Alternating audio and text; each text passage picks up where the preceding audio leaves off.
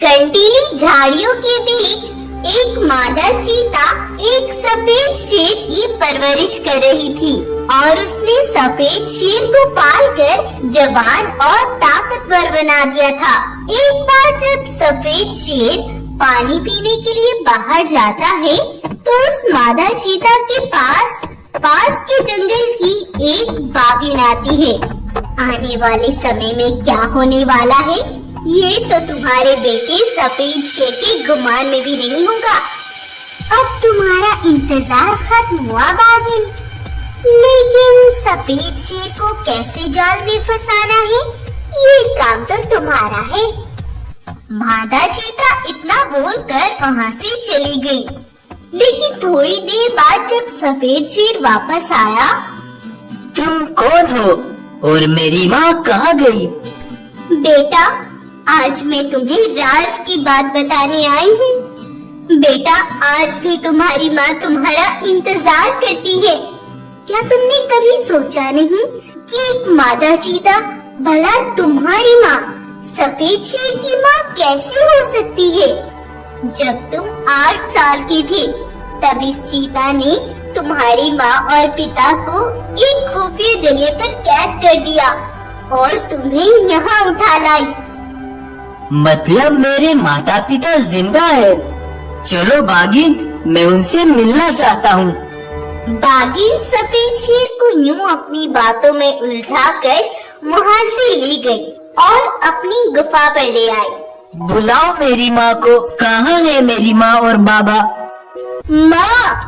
कौन सी माँ? किस माँ की बात कर रहे हो तुम?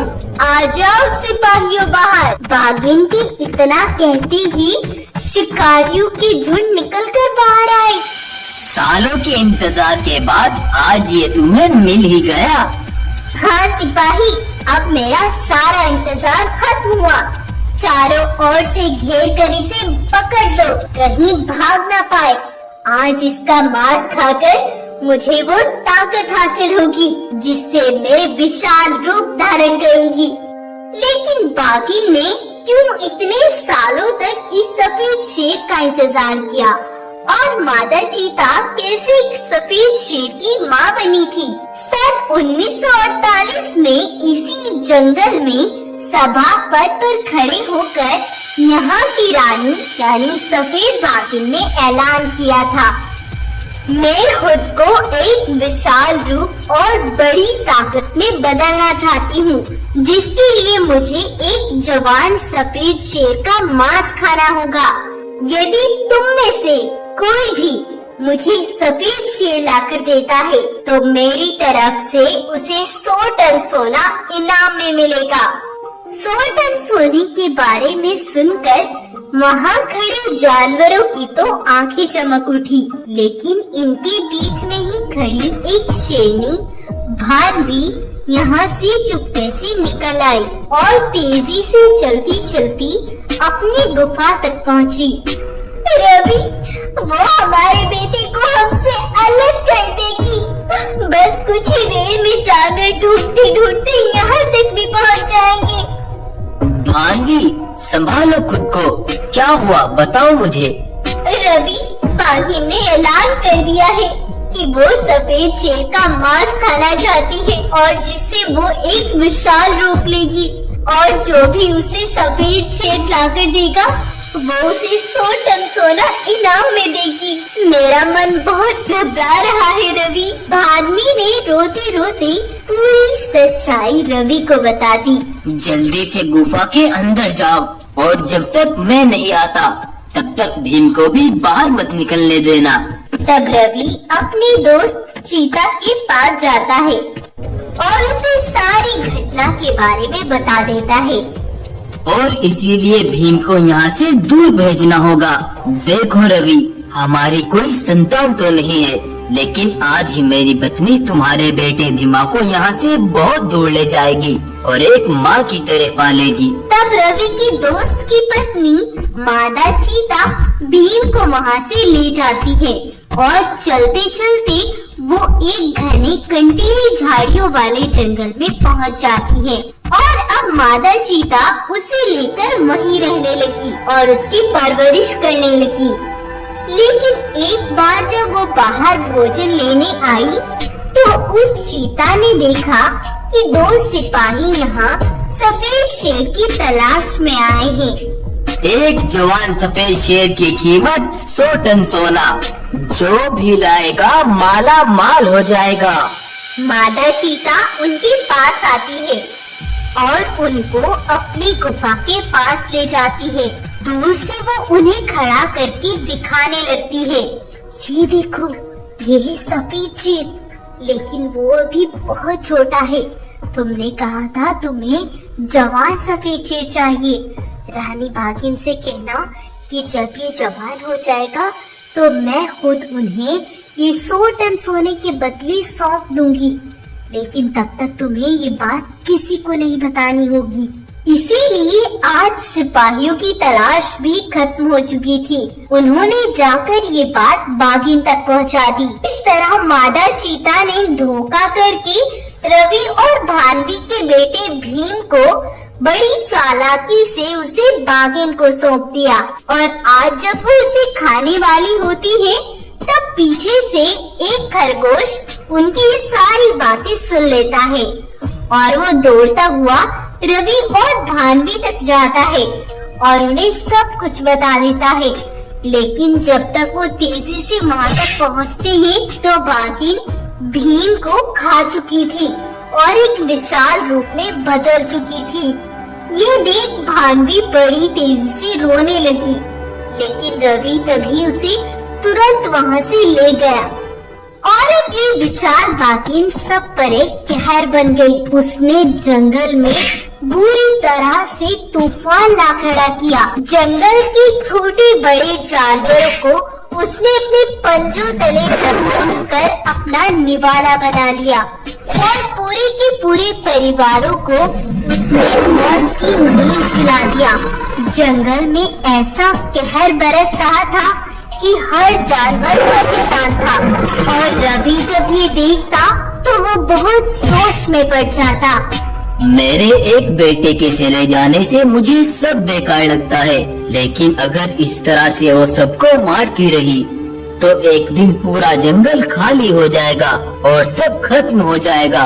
मुझे कुछ करना ही होगा। तब रवि ने एक सुनसान जगह पर बचे हुए बाकी जानवरों को इकट्ठा किया और एक प्लान बनाया। इस तरह से हम उससे छुटकारा पा सकते हैं। उन्होंने एक लोहे का पिंजरा जमीन में गाड़ दिया और छुपकर एक जगह सब इकट्ठा हो गए और उसे देखने लगे। लेकिन जब बाघिन आई तो वो पिंजरा तोड़कर बहुत आगे निकल गई। यह देखकर रवि को उसकी ताकत का अंदाजा हो गया। तब भी रवि ने हार नहीं मानी। उसने कई उपाय सोचे और इस विशाल बाघिन को काबू में करना चाहा, लेकिन उसके लिए ये बहुत मुश्किल था। तब रवि पास के एक जंगल के राजा के पास गया, जो कि बहुत रहमदिल और होशियार थे। रवि ने शुरू से सारी कहानी यहाँ के राजा को बताई। मैंने बहुत कोशिश कर ली, लेकिन मैं जानवरों को उसके हमलों से बचा नहीं पा रहा। महाराज, इसका उपाय अब आप ही मुझे कुछ बताए। उसे खत्म करने का मेरे पास एक बहुत सटीक हल है। तुम जिस पुल को पार करके आ रहे हो, वहीं से होगा उसका अंत। वो पुल कमजोर है, साधारण जानवर आसानी से उसे पार कर जाते हैं, लेकिन उस विशाल बाघिन की ताकत को वो पुल बर्दाश्त नहीं कर पाएगा। किसी भी तरह हमें उसे उस पुल तक लाना होगा। पुल टूटकर नीचे गिर जाएगा और वो नीचे जा गिरेगी। नदी के दूसरी तरफ पत्थरों में नुकीले तीर लगा देंगे, जिससे वो वहीं खत्म हो जाएगी। ये तरीका सही है। तब रवि ने ऐसा ही किया। उसकी गुफा पर आकर उसने दहाड़ लगाई और उस विशाल बाघिन को अपने पीछे दौड़ाया। दौड़ते दौड़ते वो उसी पुल तक आ गया। रवि ने तो पुल आसानी से पार कर लिया, लेकिन जब विशाल बाघिन पुल से गुजरी तो पुल पूरी तरह बीच से टूट गया और विशाल बागी नदी में बहती आगे चली गई। लेकिन तभी रवि के लगाए गए नुकीले तीर उसके शरीर में जा घुसे और वो खून से लथपथ हो गई। उसने वहीं दम तोड़ दिया और इस तरह से उस विशाल बाघिन का अंत हो गया। तो आपको आज की कहानी कैसी लगी? कहानी पसंद आई है तो लाइक करें, शेयर करें। और सोने के सिक्कों से भरी कश्तियाँ समुद्र में उतर चुकी थी। उन सिक्कों की कीमत 200 करोड़ रुपए से भी ज्यादा थी। उस माल को ले जाने वाले सिपाही तादाद में भी बहुत ज्यादा थे। लेकिन वहीं दूसरी ओर वीरा बाघ अपने दोस्त गब्बर शेर के साथ दावत का मजा ले रहा था। साथियों, कुछ ही घंटों में मेरा माल मुझ तक पहुंच जाएगा। तुम सबको भी उसमें से हिस्सा दिया जाएगा। अभी तुम दावत का मजा लो। लेकिन उधर लुटेरों ने वो कश्तियाँ समुद्र की तह में उतार डाली।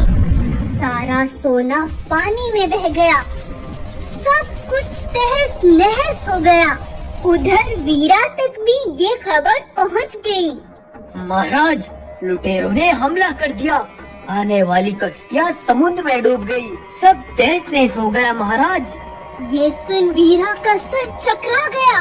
वो बेहोश होकर नीचे जमीन पर गिर पड़ा।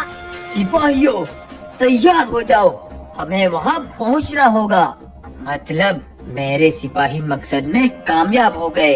वीरा, अब तुझे वो सोना कभी नहीं मिलेगा। शाबाश सिपाहियों, हिम्मत करो। बस कुछ और बक्से रह गए, चलते रहो। वीरा ने अपना सारा माल कश्तियों में लदवा दिया। लेकिन गब्बर अकेले में अपने एक सिपाही से मिला। अपने साथ चाहे जितने सिपाही ले लो, लेकिन ये खजाना हाथ से निकलना नहीं चाहिए। मैं वीरा के साथ चलूंगा ताकि उसे हम पर शक न हो। मैं और गब्बर जंगल पहुंचते हैं। तुम आराम से कश्तियाँ लेकर जंगल में आ जाओ। वीरा के सिपाही कश्तियाँ लेकर रवाना हो गए और वीरा भी अपने जंगल के लिए निकल गया। लेकिन गब्बर शेर के सिपाही पत्थर लगाकर पानी का रास्ता बदल देते हैं और पानी में लकड़ियों का एक जाल लगा देते हैं। और फिर उन्होंने जाकर कश्तियों पर हमला कर दिया। सारे सिपाही मारे गए और सारा सोना जाकर उस लकड़ी के जाल में इकट्ठा हो गया। सिपाहियों ने सारा सोना बग्गी में भरा और रफू चक्कर हो गए। इस तरह से गब्बर ने ये सब एक प्लान के तहत करवाया है। गब्बर वीरा को लेकर समुद्र पर पहुंचा, लेकिन वहाँ जलती हुई कश्तियों के अलावा और कुछ नजर नहीं आया।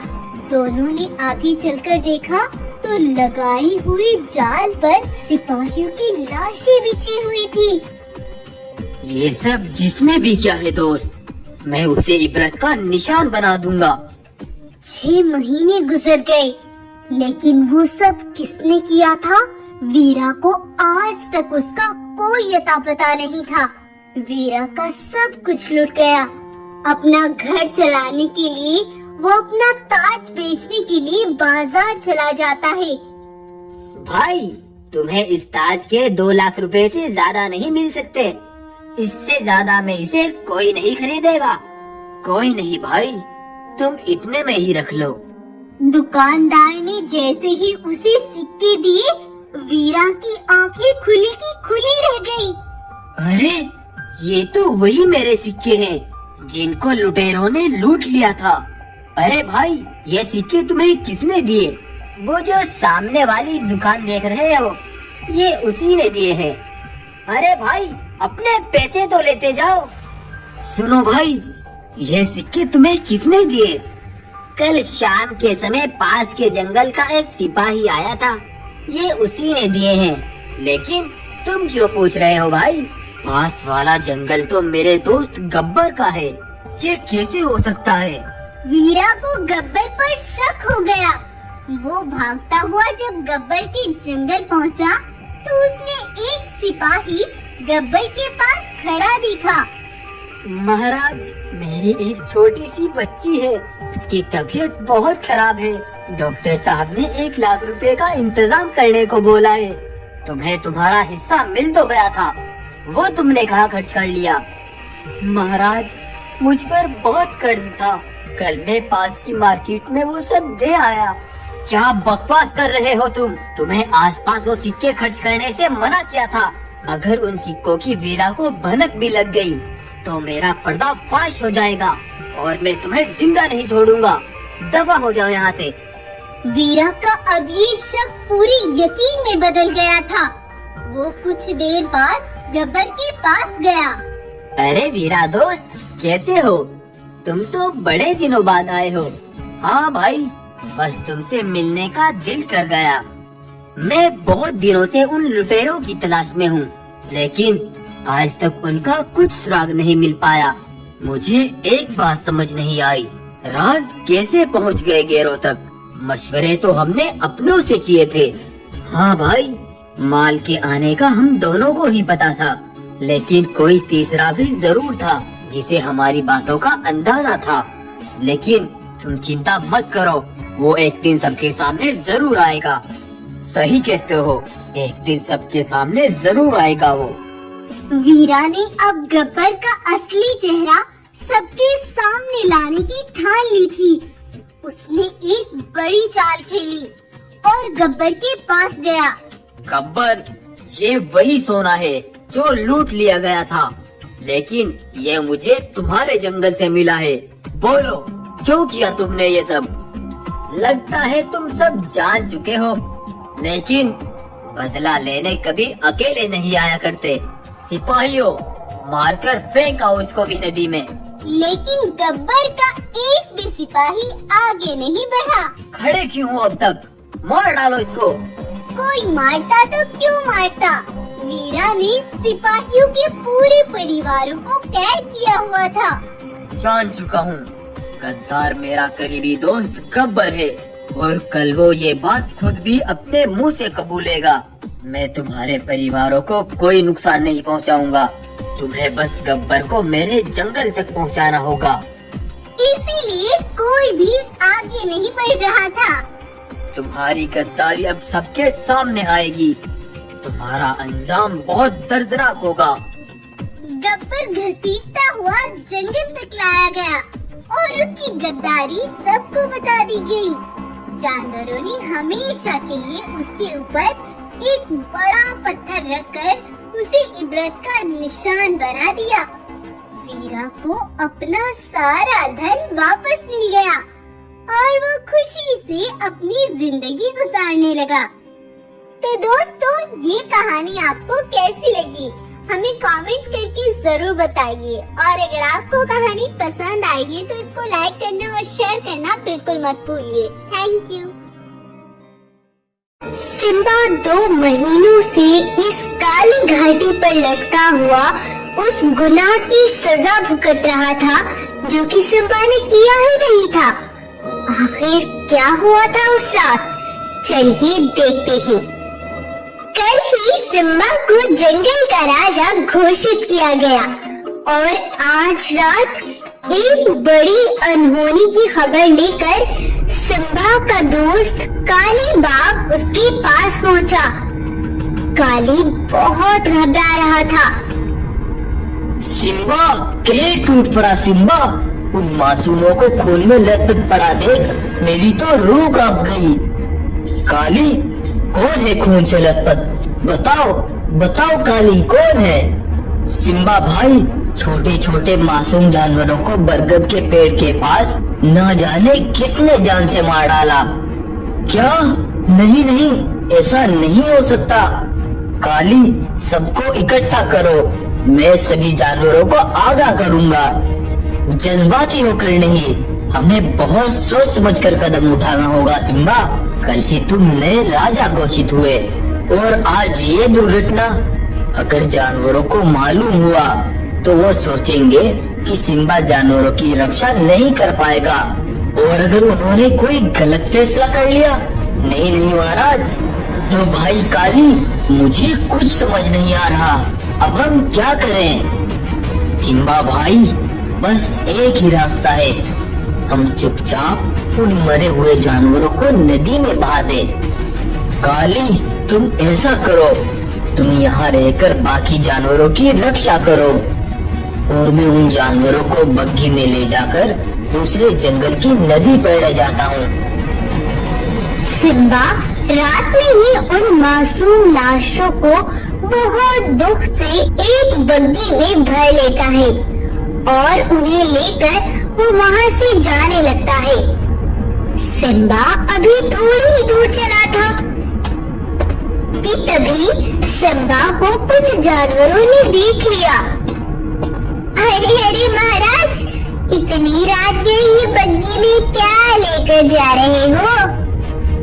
नहीं गाय, बस कुछ सामान दूसरे जंगल जाना है। जानवरों को सिम्बा की इस बात पर शक होने लगा और वो बग्घी को खोल देते हैं। अरे ये क्या धोखा है, इतना बड़ा अन्याय! नहीं नहीं, ऐसा नहीं हो सकता। इन मासूम जानवरों की जान लेते हुए तेरी रूह नहीं कांपी सिम्बा। सुनो सुनो, मेरी बात सुनो, अब सुनने को कुछ नहीं बचा, पकड़ लो इस धोखेबाज को। सारे जानवर मिलकर सिम्बा पर एक साथ वार करते हैं और उसे इतना मारते हैं कि वो घायल हो जाता है। सिम्बा बेहोश हो जाता है और सुबह के समय वो सभी जानवरों को इकट्ठा करते हैं और सिम्बा को काली घाटी के एक पुराने कुएं पर उसको लटका देते हैं। सिम्बा तब से आज तक इस काली घाटी पर लटका हुआ है और सिम्बा के मरने के बाद जानवर सिर्फ काली पर विश्वास करते थे, क्योंकि काली एक बहादुर और निडर जानवर था और ताकतवर भी। इसीलिए जानवरों ने काली को ही जंगल का राजा बना दिया था।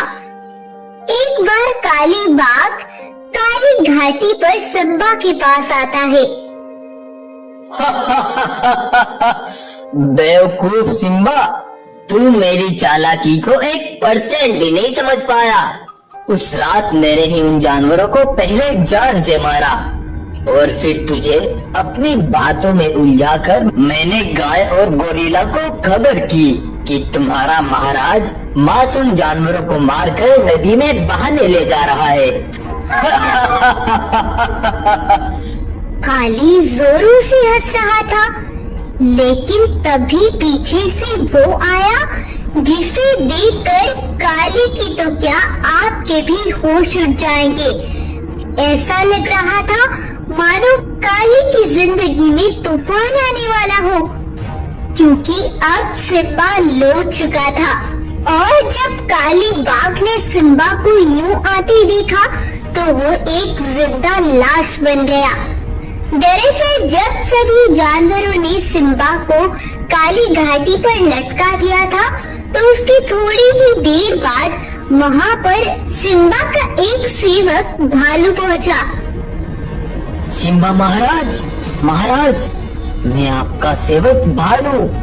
महाराज, ये जो सब हो रहा है मुझे नहीं लगता कि आपने ये सब किया होगा। भालू, मेरा यकीन करो, मैं बेगुनाह हूँ। मुझे इन सब में उस काली का हाथ लगता है महाराज, लेकिन अब हमें उस असली खूनी को तलाश करना होगा। तब भालू ने सिम्बा को वहाँ से उतार दिया और सिम्बा जैसी ही दिखने वाली एक खाल को वहाँ लटका दिया था ताकि किसी को भी उस पर शक न हो। भालू ने सिम्बा महाराज को सबसे छिपाकर एक अलग जगह रखा और उनका इलाज किया। कुछ ही दिनों में सिम्बा बिल्कुल ठीक हो गया और आज जब काली सिम्बा से बात कर रहा था तो भालू और सिम्बा ने उसकी सारी बातें सुन ली थी। बस अब क्या था, सिम्बा ने गुस्से से काली को पूरी तरह जख्मी कर दिया और उसे सभी जानवरों के पास घसीटता हुआ ले गया। सिम्बा को यूं अपने पैरों पर आती देख जैसे सबके होश उड़ गए। ये काली खुद बताएगा अपनी सच्चाई। मुझे माफ कर दो, मैंने ही जानवरों को मारा था और सिम्बा को उन्हें फेंकने मैंने ही भेजा था। मुझे माफ कर दो, मुझसे गलती हो गई।